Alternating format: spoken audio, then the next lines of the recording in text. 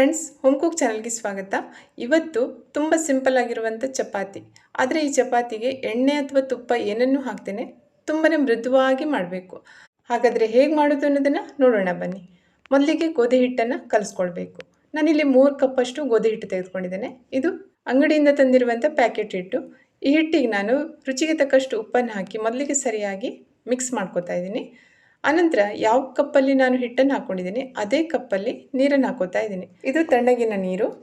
ನೋಡಿ, ಒಂದೇ ಸಲ ನೀರನ್ನು ಹಾಕಿ ಕಲಿಸ್ಕೊಳ್ಬಾರ್ದು. ನೀರನ್ನು ಸ್ವಲ್ಪನೇ ಹಾಕಿ ಕಲಿಸ್ಕೊಳ್ಬೇಕಾಗತ್ತೆ. ಮೊದಲಿಗೆ ಒಂದು ಅರ್ಧ ಕಪ್ಪಷ್ಟು ಹಾಕಿ ಮಿಕ್ಸ್ ಮಾಡ್ಕೊಳ್ಬೇಕು. ಆನಂತರ ಮತ್ತೆ ಸ್ವಲ್ಪ ನೀರನ್ನು ಹಾಕಿ ಮತ್ತೆ ಮಿಕ್ಸ್ ಮಾಡಬೇಕು. ಇದೇ ರೀತಿ ಸುಮಾರು ಒಂದು 4ರಿಂದ 5 ಸಲ ನೀರನ್ನು ಹಾಕಿ ಕಲಿಸ್ಕೊಳ್ಬೇಕಾಗತ್ತೆ. ಹೀಗೆ ಮಾಡೋದ್ರಿಂದ ಹಿಟ್ಟು ಸರಿಯಾಗಿ ಮೃದುವಾಗಿ ಬರುತ್ತೆ. ಈ ಹಿಟ್ಟನ್ನು ಕಲಿಸ್ಲಿಕ್ಕೆ ನನಗೆ ಕರೆಕ್ಟಾಗಿ 1.5 ಕಪ್ಪಷ್ಟು ನೀರು ಬೇಕಾಗಿದೆ. ಯಾವ ಅಳತೆ ಪಾತ್ರೆಯಲ್ಲಿ ನೀವು ಹಿಟ್ಟನ್ನು ಹಾಕೋತೀರಿ ಅದರ ಅರ್ಧ ಭಾಗದಷ್ಟು ನೀರು ಸಾಕಾಗತ್ತೆ. ನೀರನ್ನು ಹಾಕಿ ಕಲಿಸ್ಕೊಂಡು ಆದಮೇಲೆ ಹಿಟ್ಟನ್ನು ಈ ರೀತಿ ನಾದ್ಕೊಳ್ಬೇಕು. ಈ ರೀತಿಯಾಗಿ ಸುಮಾರು ಒಂದು 2ರಿಂದ 3 ನಿಮಿಷ ನಾದ್ಕೊಳ್ಳೇಬೇಕು. ಇಲ್ಲಾಂದರೆ ಹಿಟ್ಟು ಸಾಫ್ಟ್ ಆಗಲ್ಲ, ಚಪಾತಿ ಕೂಡ ಸಾಫ್ಟ್ ಆಗಲ್ಲ. ಈ ರೀತಿ ನಾದ್ಕೊಳ್ಳೋದು ತುಂಬಾ ಅಗತ್ಯ ಇದೆ. ನೋಡಿ, ಇಷ್ಟು ಸಾಫ್ಟ್ ಆಗಿದೆ ಇದು. ಈಗ ಇದನ್ನು ಮುಚ್ಚಿ ಒಂದು 20 ನಿಮಿಷ ಹಾಗೆ ಬಿಟ್ಬಿಡಬೇಕು. ನೋಡಿ, ಹಿಟ್ಟನ್ನು ಕಲಸಿಟ್ಟು ಸುಮಾರು ಒಂದು 20 ನಿಮಿಷ ಆಗಿದೆ. ಮತ್ತೆ ಪುನಃ ಈ ಹಿಟ್ಟನ್ನು 1 ನಿಮಿಷ ನಾದ್ಕೋತಾ ಇದ್ದೀನಿ.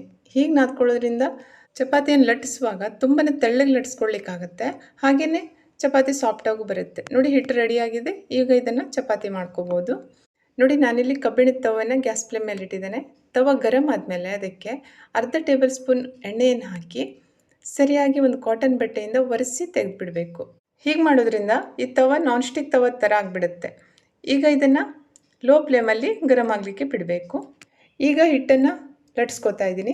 ಎಷ್ಟು ದೊಡ್ಡ ಚಪಾತಿ ಮಾಡ್ತೀವಿ ಅಷ್ಟು ಪ್ರಮಾಣದ ಹಿಟ್ಟನ್ನು ತೆಗೆದುಕೊಂಡು ಅದನ್ನು ಅಂಗೈ ಮೇಲಿಟ್ಟು ಸ್ವಲ್ಪ ತಟ್ಟಿ ಆನಂತರ ಹುಡಿ ಹಿಟ್ಟನ್ನು ಹಾಕಿ ಲಟ್ಟಿಸ್ಕೊಳ್ಬೇಕು.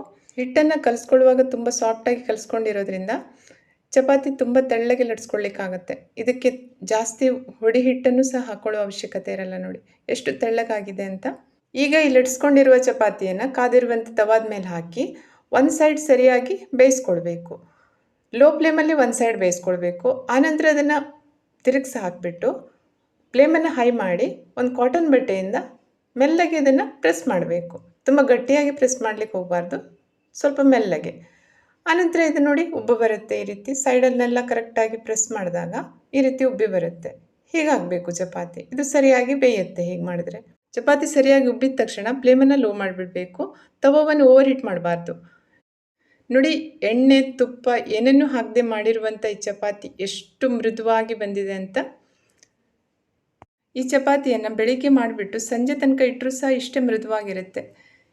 ಎಣ್ಣೆಯನ್ನು ಸ್ವಲ್ಪ ಕಮ್ಮಿ ತಿನ್ನಬೇಕು ಅಥವಾ ಡಯಟನ್ನು ಫಾಲೋ ಮಾಡುವವರು ಈ ರೀತಿ ಚಪಾತಿಯನ್ನು ಮಾಡಿಕೊಂಡ್ರೆ ಆರೋಗ್ಯಕ್ಕೆ ತುಂಬಾ ಒಳ್ಳೆಯದು. ನೋಡಿ, ಎಲ್ಲ ಚಪಾತಿಗಳು ಎಷ್ಟೇ ಮೃದುವಾಗಿ ಹಾಗೆಯೇ ಇಷ್ಟೇ ಉಬ್ಬಿ ಬಂದಿದೆ. ನೀವು ಸಹ ಇದೇ ರೀತಿ ಚಪಾತಿಯನ್ನು ಮಾಡಿಕೊಂಡು ತಿನ್ನಿ, ಹಾಗೆ ಆರೋಗ್ಯವನ್ನು ಕಾಪಾಡಿಕೊಳ್ಳಿ. ಎಣ್ಣೆಯನ್ನು ದಿನನಿತ್ಯದ ಆಹಾರದಲ್ಲಿ ಕಮ್ಮಿ ಬಳಸೋದು ತುಂಬಾ ಒಳ್ಳೆಯದು. ಹಾಗೆಯೇ ನೀವೇನಾದರೂ ನನ್ನ ಚಾನಲ್ಗೆ ಹೊಸಬರಾಗಿದ್ದರೆ ಪ್ಲೀಸ್ ಸಬ್ಸ್ಕ್ರೈಬ್ ಮಾಡ್ಕೊಳ್ಳಿ. ಇನ್ನೊಂದು ಆರೋಗ್ಯಕರವಾದ ರೆಸಿಪಿಯೊಂದಿಗೆ ಮತ್ತೆ ಭೇಟಿ ಆಗ್ತೇನೆ. Thank you.